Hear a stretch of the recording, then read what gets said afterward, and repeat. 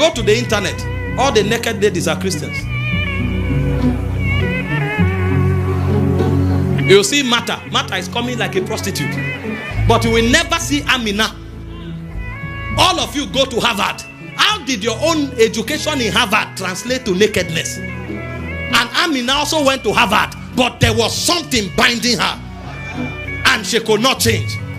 Both of you read chemistry. Both of you read medicine. Both of you read cyber security. How did your own cyber security translate to nakedness?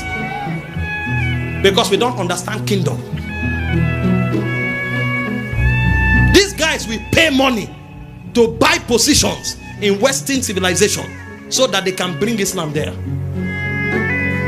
At first we heard that the mayor of London was a Muslim.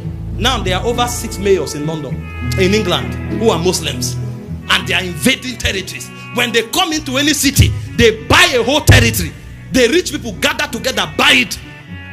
Even in the rural places, you come, you hear his house quarters. Go there and see what will happen. They will dominate everywhere. If you touch the air, you will feel Islam. Before the day breaks, 5 o'clock, there are speakers everywhere on every street. They are shouting, you must come under this government.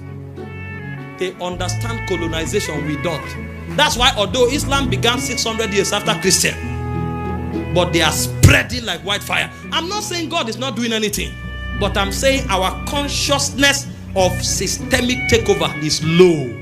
So when a Christian goes to a bank, his glory is that I've gotten a new job, breakthrough has come. He shares his testimony in church and he thinks it's over. Users of God. But when a Muslim goes to the bank, the first question he's asking, the first agitation is that, where can we start praying here? And he will tell you, if it's 12 o'clock, we must pray. So if you don't give him a prayer place, he will put his mat in his office and start praying there. Because he's telling you that what he believes is superior to this job. And he will fight until you create a position, a place of prayer. And no matter how rich that bank is, you know that you can't stop him by 12 o'clock on Friday. He will rather give up that job. And when he gives it up, he will tell you, go to hell. What did they know? What were they taught?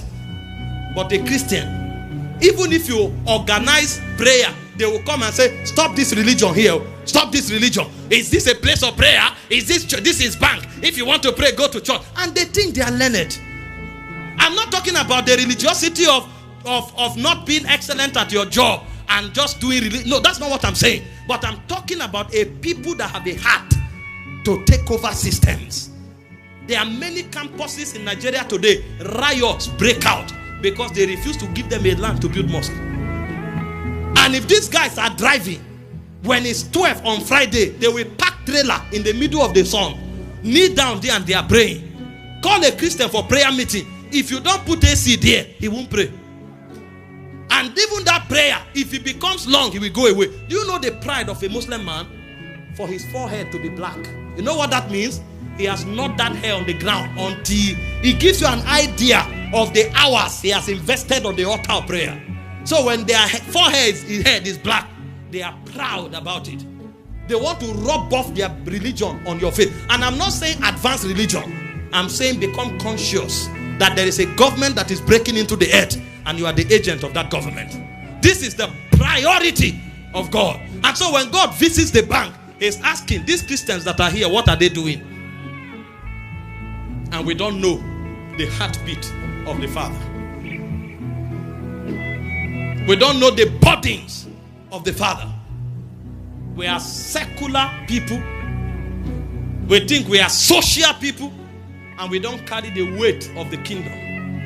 And the worst part now is that we have done it so much in the world, we are bringing it into church. Today, church is like club. Every rainy step from the gutters of the club is what they are dancing on the altar. So even when they come to church, that 2 hours of reverence, they can't keep themselves. The thing has eaten them so much. And you see very carnal people who know nothing about God trying to invent the operation of a strange spirit into church.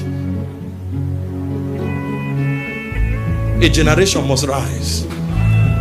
A generation that has the burden to see that everywhere that man has business, Jesus will reign. That's the generation God is raising. This is not about building church auditoriums necessarily. This is about raising a people that have the stature and the rank to bring Jesus to a territory and insist that Jesus must be worshipped. And because of their presence, it will happen.